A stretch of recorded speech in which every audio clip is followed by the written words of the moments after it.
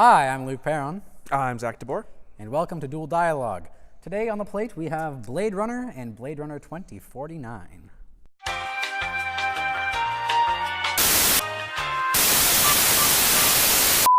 So Zachary, thoughts on the film? Which one? First film. First- So we're going to start off with the first Blade Runner to get into Yes. this well. Everyone loves this movie, of course. Obviously no one liked it when it first came out, but everyone loves this movie now. It's a cult classic. I think it's okay.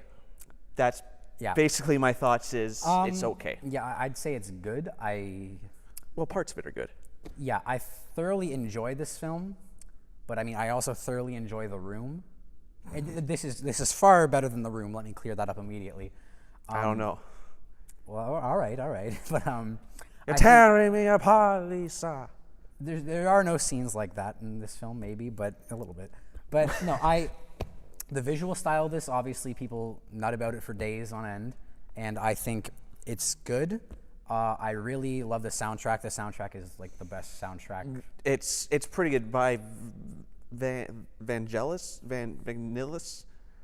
Yes. Whatever his face The is. soundtrack by Vanilla is quite good. Whatever his face is. It's anything but Vanilla. It's pretty good. It's very interesting. I don't remember much about it. I remember watching something about the behind the scenes of how it was done, but it was like a passion project almost. The way he treated it, didn't treat it like a normal project from what I know. The music of the film itself. Yeah, like how he made the music. Okay, yeah. It was done in a unique way, and obviously, Blade Runner is the best thing about Blade Runner in my mind is its impact on movies rather than the movie itself. Yeah, no, I see what you mean, certainly. And I mean, I didn't know that it was, I did watch the 19th cut of this, the final cut. Give that 2 years. But I've only ever seen the final cut. I've never seen any other ones. I watched the final monologue scene, and it's terrible the way the effects really do enhance it, because he lets the dove go and it flies off into like a smokestack in like Detroit, where they say like there's like a blimp in the background and like all this smog and stuff. But I didn't know it was all practical effects, or a high majority of it was. Well, this is like the last big special effects movie before CGI. So there's no CGI. Yeah. It's all practical. It was practical. The special effects before CGI. Yeah. There's no computers. I thought it was really good though. Like it blew my mind, and I thought the miniatures and effects were really, really cool. And yeah, I thoroughly enjoyed that aspect of it. Yeah, the special effects obviously state of the art, and just the world that was built through Blade Runner. That's what everyone says is good. That's what everyone can agree. Yes, the special effects and the world is awesome. What's not awesome is the no story aspect of it. Yeah, I saw a tweet from Max Landis, and he said, Blade Runner was as boring, yet as exciting as everyone said it was. And that's the best way I'd put it, because I did think the story was cool. I mean, it's a guy's got to... Well, story. Well, a cop's got to kill 4 droids, or 4... But that's not a story, they're that's a called. concept. That's the problem. It's not a story, it's a concept. Yes. It's like, hey, I have a great idea for an episode of a TV show. That's great. Let's do that. But no one writes anything. Yeah, and I mean, there's no really obstacle. Besides, he doesn't know where they are. He's got to kill them, but he doesn't even find them. It's just like, I don't know where they are. I'll ask this person. Oh yeah, they're over there. And then he finds them and he shoots them. Yeah. After getting hit. And he's the best. Yeah, and he was quite easily swayed back into the profession. He's like, well, I'm not going back. I mean, I've seen the cut where Harrison Ford does the voiceover. It's terrible. Those are pretty funny. I heard that actually he recorded it terribly intentionally, so they wouldn't. Yeah, because he doesn't like it. Yeah, he's like, I'm just some cop, and I'm a killer for hire, but I've been out of the game for a while. And then Origami Guy's just like, no, you're not. And then he's like, come back. Oh shit, I guess. And then his old boss like, we're not going to let you not do this, right? And yeah. And then he just goes back into it, and then it's like he's through it. At the start of the movie, he's like, he's the best. He's the best. He knows he's the best Blade Runner, but he's retired. Also, he doesn't look like he's retired. He's like 30. Yeah, he's like 30, and he's he's like a doctor. He goes to school for 10 years and then works for a year and then retires. But I feel like he's paid slightly less than a doctor. The economy does not seem to be doing well in this film, which is one thing I will add. Well, yeah, the world is it's designed around class systems. So obviously, rich white people at the top, and then multicultural at the bottom. where they have city speak, which I love. That's a cool aspect. They did. Yeah, and I noticed there was like random placement of I don't know what the term is. I'm not trying to be offensive. Little people are randomly scattered throughout this film. I never actually knew if they were children or not, because there was that one shot where it extends to the side and you see like all these bikers.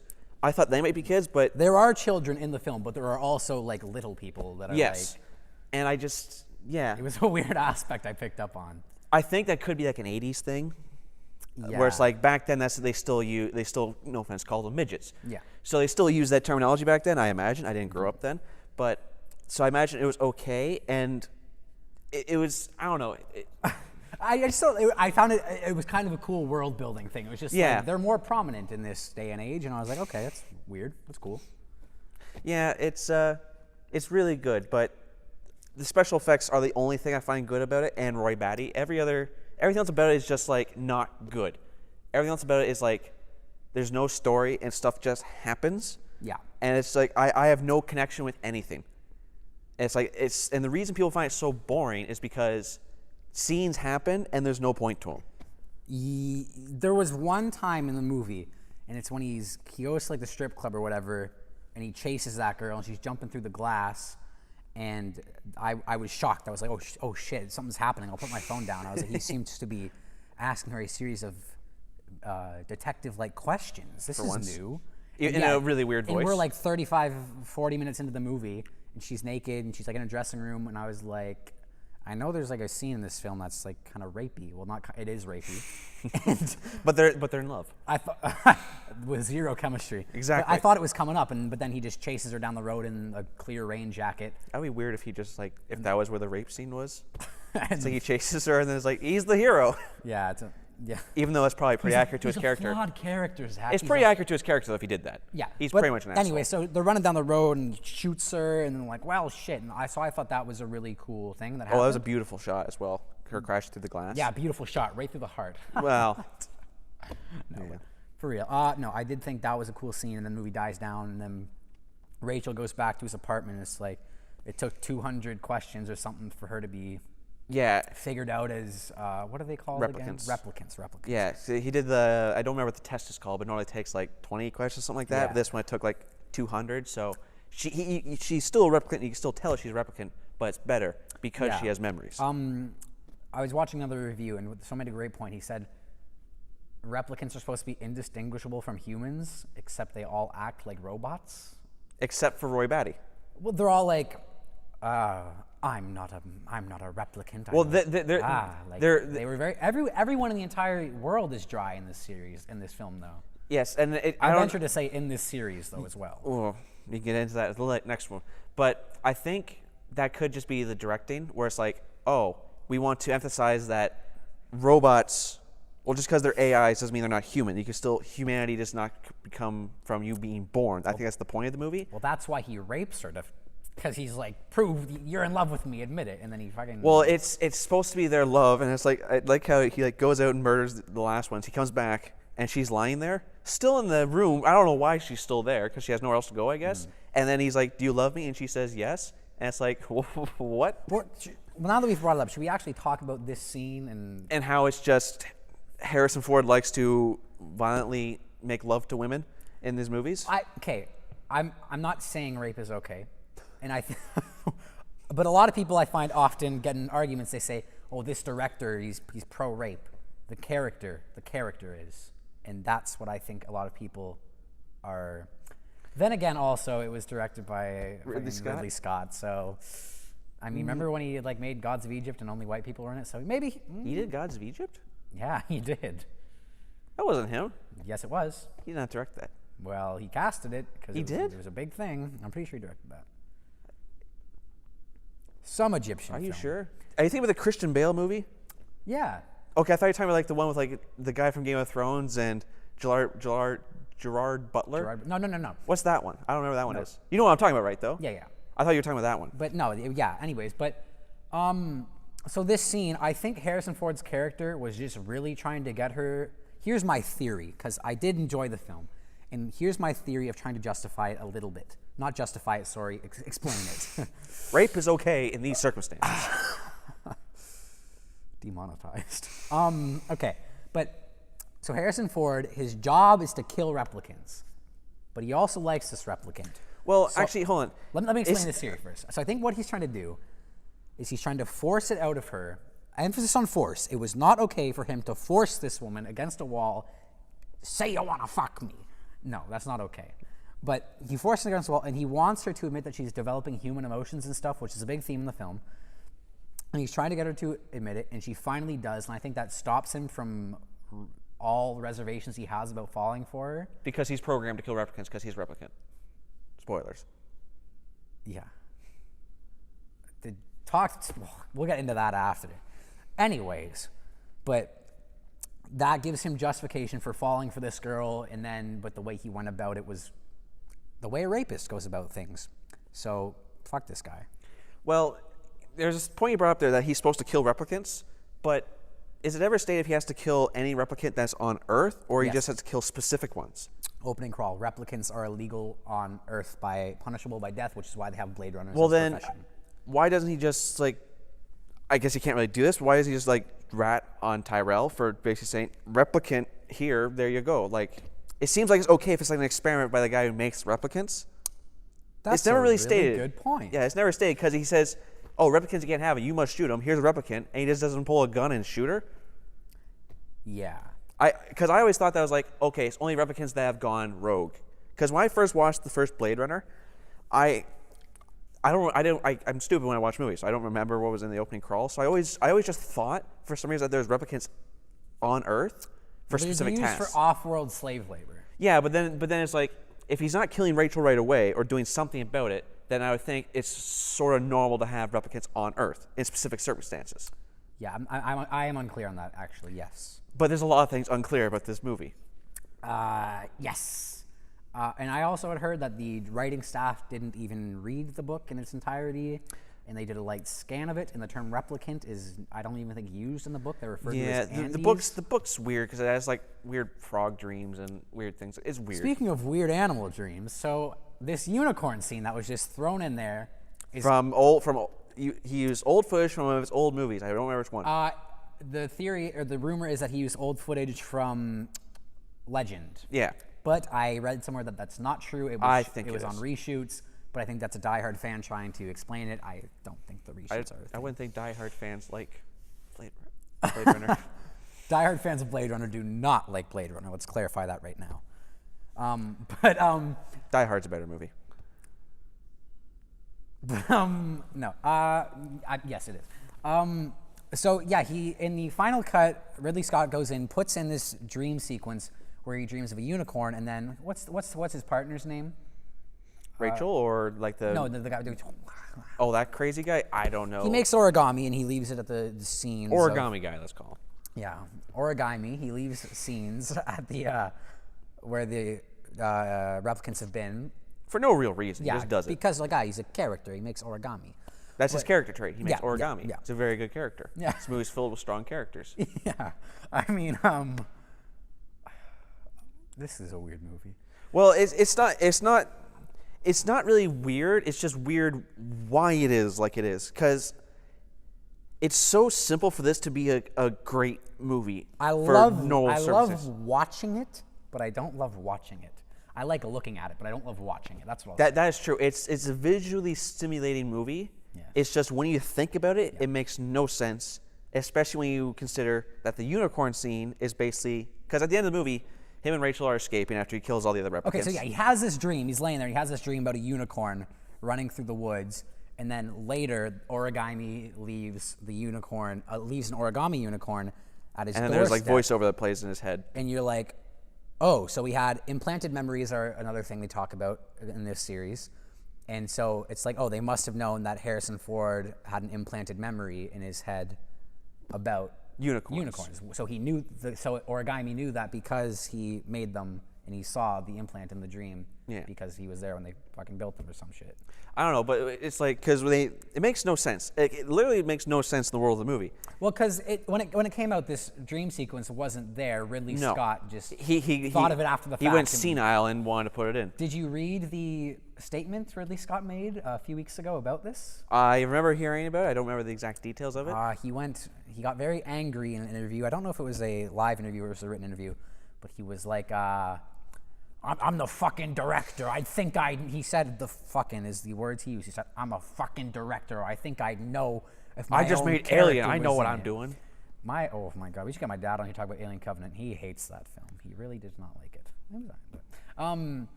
So yeah, there's also an extended cut of this film, which is not in the ultimate cut, but there's another, I think it was a theatrical release. They get in the elevator at the end, Harrison Ford and they use Shining Rachel. footage? Yeah. No. So Deckard and Rachel, Deckard and Rachel, that was a joke. Did you say Deckard? I did say Deckard. Well, So I don't know. It's kind of accurate with the rape scene. this is our first video. Anyways, so they go into the elevator. That's where the film naturally comes to a close.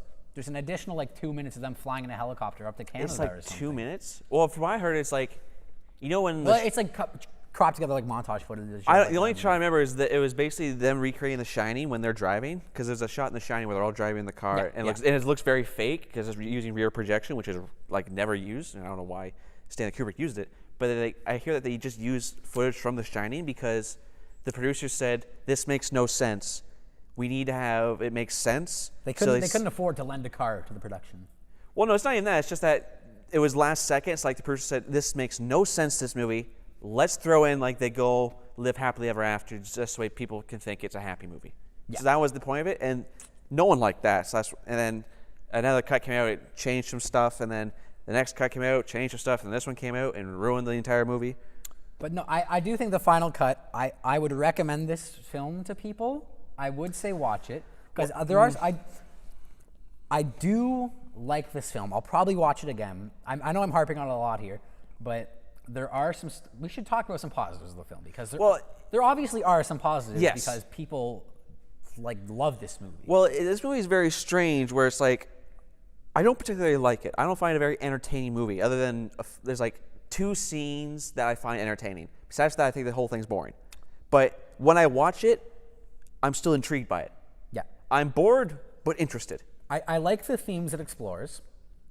They could have gone into it a whole lot more. Well, everyone says this movie's all about the themes of humanity, what it means to be human, but I feel like those themes come from just the idea itself, not from anything within the movie. Because the movie never really seems to be talking about humanity and what it means to be human. It's just the question that's presented when you have AIs. Okay, so even though Harrison Ford and Deckard and Rachel have zero chemistry, but let's look past that flaw for a second. Let's imagine they fell in love. Yes. And there wasn't rape. And think about the actual. Yeah, imagine he didn't assault this woman, but so they have this connection, and Harrison Ford doesn't want to invest because she's an android, or I call them androids, replicants.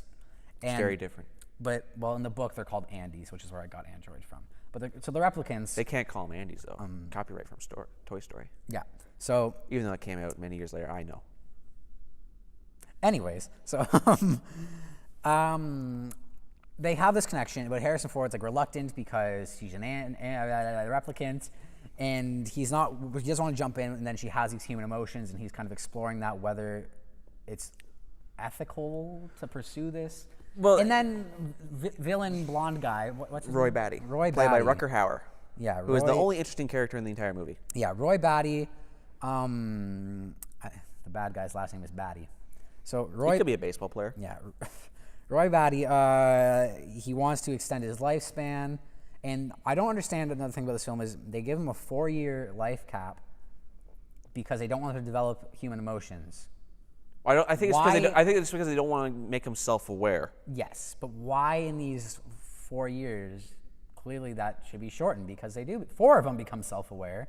More than 4 of them because they said there's been uprising and revolutions on other off-world. Well, I think what happens is that the 4-year lifespan was a recent addition, because I think it was that the 4-year lifespan was added in the new model. So Roy Batty is the last of the 4-year lifespan guys? No, I think he's the new model. When the movie starts, it's the Nexus 8 or something, and that's the model with the 4-year lifespan. I don't know for sure. The movie doesn't tell you, but it's he could be the new model, and then it's the new models have 4-year lifespans, and then eventually they don't last as long. But also, I don't remember ever hearing about uprising in the first Blade Runner. I don't remember that ever being part of it. So in the opening crawl, they talk about some replicants had like started revolutions and stuff. Well, that could have been. They could have been like they started revolutions, so they had to put the 4-year lifespan. But the 4-year lifespan works case by case depending on the replicant. Yeah. Because all it takes is Roy Batty, as far as I know, is the only one that became self-aware, and then the rest of them, he convinced the other ones to follow him. Yeah. But I don't know. The movie doesn't really explain that, which to be fair, it doesn't have to, because no one's really worrying about that. Yeah. But let's talk about Roy Batty. Yeah. And Rutger Hauer, because he's the only amazing, perfect part of the movie. He was really, really cool. The rest of his replicant friends are either prostitutes or an ugly guy whose chin is a paper bag. Well, I think he was like a worker replicant or like a military one, where it's like he was super strong. No, sorry to stray off again. If they're going to be super strong, why didn't they just use Batista? Because Batista wasn't alive. I know, but that's a little continuity thing. Where if they're just going to make strong replicants, why not use Batista as the big seller? So you're saying is if you want to make strong replicants, why not make them all super buff? Why did Roy Batty? Well, you know what? It actually makes sense for them to. It makes them all. I think it makes sense when they're all small because it makes it easier to transport. Problem solved. Logic. Yeah. Which the movie doesn't have all the time. Yeah. So Roy Batty, his voice is super cool. Like, he should record audiobooks. Well, have you heard the story behind Rutger Hauer and how he got the role? No, I have not. So this is very interesting because they hired him for the role of Roy Batty without even giving an interview, essentially, whatever it's called, casting. An audition? An audition, yes. Yeah. So he wasn't even given an audition; they just hired him without really knowing. Okay. And and the first time he ever met Ridley Scott, he showed up with his hair already dyed, already bleach blonde, whatever. Yeah. And then he showed up with like weird leopard trench coat. So he basically dressed up as the character right away, yes, and he was basically like his character, and he was super weird, and everyone thought it was going to be awful. But it turned out perfect. Turns out he was the best thing to happen to that production. Yes, and he's the most human character. He's the most interesting. It's like especially when he comes to that final He cries moment. in the movie, which is cool. He cries? It's implied because like he's talking about moments will be lost in time. Tears like and rain. Tears and rain, and it's pouring rain in the You know, I never. You say he cried, but I never got that as a sad scene. I got that as like. I understand he cries, but he's not crying because of sadness. Well, I think he's just. I think it's more regret. I think he's come to realize he's dying. He's dying. And there's no point. His only purpose is to be a slave, and he says he's seen unimaginable violences happen. I think he's talking more about beauty. Like he's seen so many beautiful things that no one else will ever see. Attack ships on fire off the ship of Orion. Yes, attack ships on fire. So he's off the shore of Orion. Yeah. I've seen sea beams. That whole scene was really cool. I love that. I liked the setting of it too. They're in this like little. Why did they kill that guy? Who helped them? Sebastian? Yeah. Well, he was super nice to them. Well, they were using him from the start, so I think they managed to kill him. But they got to Tyrell. That Tyrell scene was nice. Pulled an Oberyn Martell. Spoilers. Tyrell Martell. Hey, there you go. It's all rhymes. So he goes and crushes his skull, well, his eyes, which metaphorical yamity goop, and then Sebastian gets killed probably because they have to. Because who cares? Yeah. Who cares? The Sebastian character, I think, was added in the final cut anyways. I think the stunt of Tyrell's head was so good that they were like, we need more violence. But then I'm pretty sure he dies off screen. So. Oh, I thought you were talking about like Roy Batty's like, this was so cool, let's do it again. No. I think the production team was like, that was a good effect. Well, to be fair, it's like if they leave him alive, he can like run away or something. I don't know. He can what? Call the police? To be fair, they were just told you're gonna die in a few days. There's nothing that could change that. So who knows what the hell they're thinking? Yeah. It doesn't matter because Sebastian never really had a character arc to begin with, so he didn't really need a conclusion. Yeah. No one really has a character in this film except for him. He is the character arc. Deckard is Harrison Ford as Harrison Ford. He's a depressed loner. Yeah. His arc is he goes from a depressed loner to a depressed rapist. That's his arc. Yeah.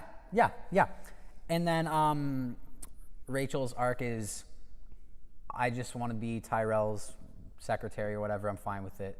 I kind of like Harrison Ford, actually. Let's go to Canada. Sure. Yeah, and then That's yeah, a character arc. Origami's guy, his character arc is Origami goes from a he- swan to a he unicorn. he elevates his origami skills. Yes, that's essentially it. He goes from the swan to a unicorn, which is a pretty. I don't know how well versed you guys are in origami, but the unicorn is essentially the black belt of the origami world, where the swan is the white belt. So. Is that racist? What? I'm very confused. That's fine. So, anyways, there's only one more thing I really want to talk about here. Yeah. All right, and it's my two favorite scenes, and these are the only two scenes I think are so good that I like them more than Blade Runner 2049, which is really like tough. Those scenes more than a few scenes in Blade Runner 2049. Words, and it's really funny because they start and end in the film. So my favorite scene in the entire movie is the opening scene with like the first interrogation scene. Where Yes, I think that scene hooked me in. it was right so in incredible. I don't like how it ends where he just like shoots them, but it's like that whole scene. I didn't know what the hell was going on, but it was tension. Yeah, and it was the acting was so good, and it just drew me in. Like all these questions. The rest of the movie is a flaccid chord. Exactly, it's all flaccid. This one's very erect, but he gets there, and it's like he's asking all these questions, and it's just the response is. It's because we were just told that they're replicants and they're like human. So I think when you see that, you're trying to figure out, okay, is he human or not? Yeah, yeah. And it just the questions he's asking, your immediate guess is that he's a replicant because he's asking these questions he's having these responses that are like very like, how do you not know that? But then you realize that so many people in this world don't see turtles and all this stuff, so it makes sense. So it's actually have you involved in the movie because you're guessing, you're questioning it, so you're engaged with it. Unlike zoom here and enhance. Yeah, I thought the questions were really cool. They too. were so cool. It's like He's you're there's in a a turtle on its back. Yeah. And the sun's beating down on it. What do you do? I was like, It's like, what's a desert? Which desert? What's a turtle? It's like it's so good. Yeah. And then it's like, bleh. yeah. But no, overall, I mean, the things I love about this film are atmosphere and feel. It generates a really, really good feel to it. And when I watched it, I didn't really care that nothing was happening. I was still engaged. I just feel the universe they're in is far more developed than the characters by a long shot. I feel like the entire film was almost based on concept art. Someone drew a photo and like, this is so good, we need to film it. Well, you're talking about atmosphere, and this is very interesting because you say this film has good atmosphere, but when I normally think atmosphere, I usually think of like what's happening, and it's like because Blade Runner 2049, it's like it has great atmosphere because of how the camera moves, how the music is, all this stuff. I think the atmosphere from this comes solely from the production design and nothing else. No, I agree with that. And the music, but nothing else. But it sets a tone where I want to know what's happening in this world, even though it's not that interesting. I'm hoping for more. But it's atmosphere that I don't find engaging. Okay, fair enough. It's boring atmosphere. It's like, oh, world. It's like if I walked outside and looked at a street, that's the equivalent of Blade Runner. The only difference is that the street I'm looking at is boring and bland. I see it all the time. The one in Blade Runner is cool and interesting. That's the only difference. Yeah, the one in Blade Runner is. You haven't seen it before, but it's very boring atmosphere. Yeah, it's atmosphere, but it's boring because they've only got that big blimp that comes over though, and it's like covered in screens for advertising. It's only good. It's only gets atmosphere from the production design, and that means it's boring because there's nothing else engaging about it. Yeah, that's my opinion on it. But I mean, the art by Drew Struzan, that's worthwhile. It's beautiful art. Yeah, I've met Drew Struzan, very nice guy. But no, this they really should have brought him back for this film. I think for the next film, but. All right, well, there's one more thing I want to talk about, and I think this is obviously the most famous scene, and it's my second favorite scene. That's the entire sequence for when Harrison Ford gets to the apartment place, and then Roy Batty comes back. And as soon as Roy Batty comes back, and those two have like a weird duel, that's so good. Like him chasing around and being all freaky and like messing with him, really effective. Yeah, when he like drives the nail through his hand. Yeah, he goes Jesus. Yeah. Symbolism, subtlety. It's all about the symbology. They nailed it. Hey! I'm aware symbology is not a word. It's a quote from Boondock Saints. So, I haven't seen it. Good on that. I love that scene. He moves like a panther a little bit. The way he like hops around. He jumps. It's not necessarily about the way what he looks like. It's that he's so different from how he was in the rest of the movie. Yeah. Where he's like, you don't know what he's gonna do now. He's basically told you're gonna die. Well, he kind of like knows Harrison Ford's there, and all of a sudden his character is like kill switch engaged. Puts his head through the wall. And yeah.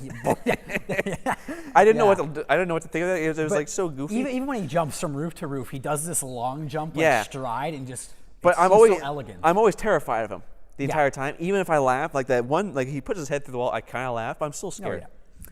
I chuckled at a few elements of this film. But then Harrison Ford breaks his fingers, all that stuff. They get onto the roof, and this is where the only moment in the movie where I feel like the themes come through of what it means to be human, and he chooses to save Harrison Ford.